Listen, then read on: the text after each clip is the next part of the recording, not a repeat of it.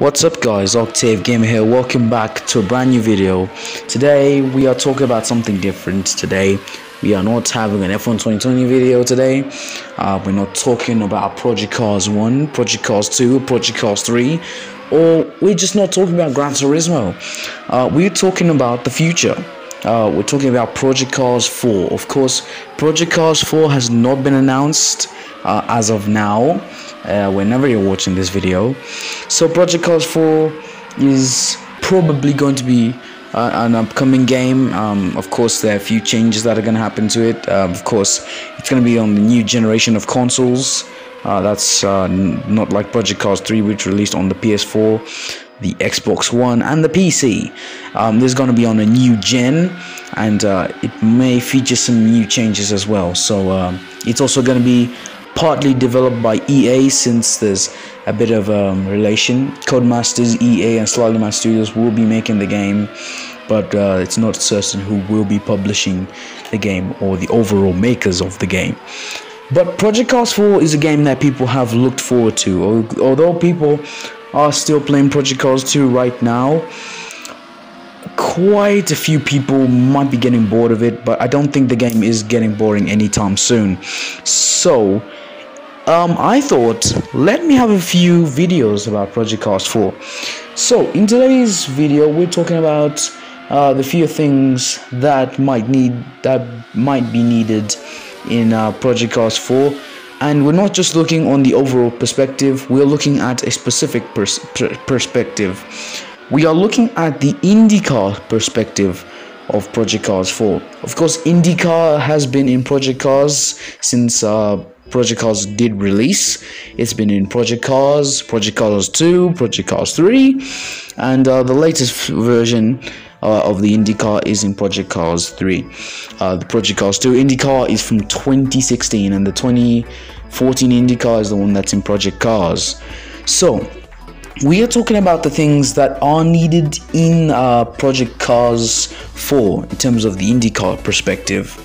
And let's get started with the tracks. First of all, we got Worldwide Technology Raceway, home to the Bomarito Auto Group 500. That's part of the IndyCar calendar. Of course, ovals are a bit unavailable in Project Cars, in the Project Cars franchise. Most notably Project Cars 2. There were only a few ovals. We only had, in terms of proper IndyCar ovals, let's exclude Daytona and the Monza oval. The proper ovals that we had was the Indianapolis Motor Speedway and the Texas Motor Speedway. Daytona is not an IndyCar track.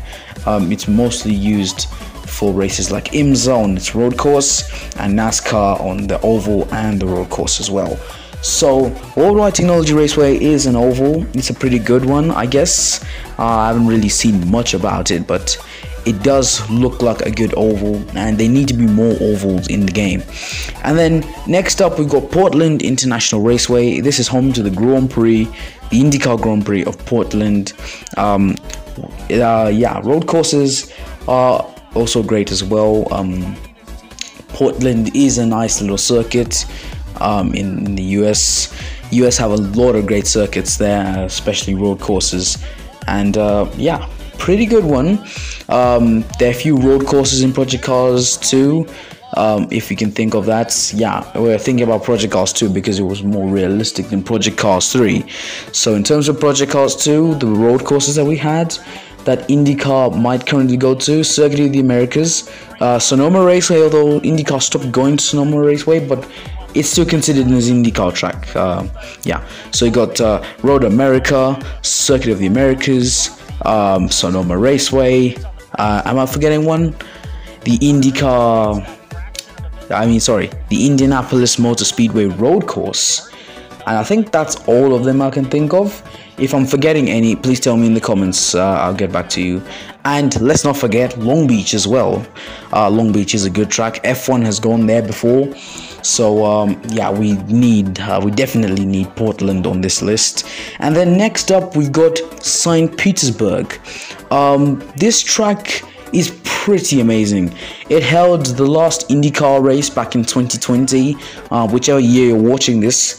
It held the IndyCar Grand Prix, the Firestone Grand Prix of St. Petersburg at the streets of St. Petersburg back last year. Was it October? I think October or November. St. Petersburg is a difficult street circuit. I've seen a few races on it. I've only seen one IndyCar race on it, and it looked like a pretty tight circuit when it hosted the IndyCar finale of 2020. And yeah, well, there need to be more street circuits in Project Cars 4, especially if you're talking about IndyCar. Then you've got Mid-Ohio Sports Car Course. This is home to the Honda Indy 200 at Mid-Ohio. It's another good road course, very amazing one, and yeah, there's a lot to be said about this one. It's pretty fast. The first few corners uphill and then downhill again, and then last but not least, we've got the Bel-Air Raceway, Detroit, if you can call it that. Now, this track has actually hosted an F1 race as well. It's the only one from this list that I'm including that's raced at F1, the Bel-Air Raceway. I'm not sure if it was called the Bel-Air Raceway back in the 1980s. But IndyCar does go to this track. It looks like a fantastic one. It looks like an amazing one. Yeah, I will be providing pictures up on screen so you guys can see the track. You can see the track. You can see the car, the Indy cars on it, and other stuff. I'll include it on screen right now. So, yeah, this plays host to the Chevrolet Grand Prix of Detroit. And in case you didn't know already, Chevrolet, specifically Corvette Racing and Chevrolet are from Detroit in the USA. Now, let's move on to the actual thing we came here for, the IndyCar. Of course, we might have these circuits, but what are we gonna drive them on? We're not gonna use an IMSA car on the ovals. We're gonna use the IndyCar. Now, IndyCar is just not called IndyCar. It has a specific name, just like the F1 cars. For example, the Red Bull RB16B, which is an exact replica of the 2020 car. Yeah. In case of the IndyCar, we are talking about the Dallara IR12. There's a speedway version and also the road course version, which races on Long Beach and stuff. The speedway version has lower aero parts. It produces less drag because of the long straights and the bankings, which are quite difficult in IndyCar. Yeah. Just be safe on the ovals if you want to become an IndyCar driver in the future. And then, yeah, I'm sure you know all about a road course. Almost the same as an F1 car's road course. As the F1 car's aero package. It's got the Dallara IR12, the IR18 aero kit. And one difference from the previous ones is that the 2020 and the 2021 Indy cars have got the aero shield that covers the driver, just like the Halo, but except this one covers the whole cockpit. It's not 100% safe. I've never seen it come to testing before. This is just to protect the driver, because in oval races, speedway races, things do come flying at the driver anyhow. Especially if these drivers race on ovals for more than 100 laps, and it gets pretty tiring for the drivers that maybe in most cases they tend to make mistakes and just tend to hit the barriers once in a while. And yeah, this thing was introduced. It was also reinforced because F1 and other open wheel series were doing it. And yeah, they just decided to put the aero shield. I don't know why they didn't put the Halo, but the Halo may have been a bit safer, although that's because you're racing on a banking, and bits of debris can come flying from anywhere else. The Halo has those gaps there, but we're not going to talk much about that. The Indy cars are usually powered by Chevrolet and Honda. A 2.2 liter V6 engine is what we're talking here, and a car that's like 550 to 700 horsepower. That's a lot of horsepower. I don't know how much an F1 car has in terms of horsepower, but it must be a lot, because F1 cars just have that massive RPM speed. And in fact, speaking of RPM, this car reaches 12,000 RPM, which is kind of different from an F1 car.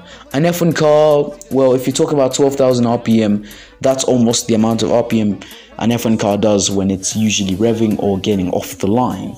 And also, the IndyCar has got something that's very different to F1. F1, we have ERS and DRS itself. IndyCar does not have DRS, usually oval racing in short. Oval racing and road course racing does not have DRS or ERS. Instead, it has the push to pass feature, which is way different from ERS and is a big factor in IndyCar racing to catch up to one car. Well, maybe another car is trying to catch up to you, because you're always slipstreaming, whether it's road course or the oval, and the push to pass can only be used in road courses. IndyCars cannot use it on ovals, but they are thinking of bringing push to pass to the ovals.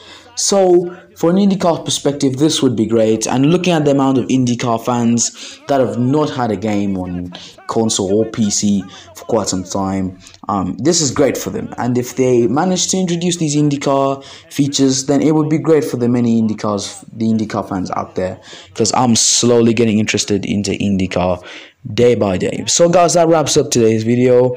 If this did help you learn something, please remember to smash the like button. It really helps me out. It shows that you guys are bringing a lot of support into my videos, and blah blah blah. And if you want to see more IndyCar videos, and not just IndyCar, other racing game videos, you want to see something like F1 2020 My Team or stuff, then please remember to subscribe to the channel and turn on the bell for post notifications so that you can get notified whenever I upload a new video. And for me, Octave Gamer, it is goodbye.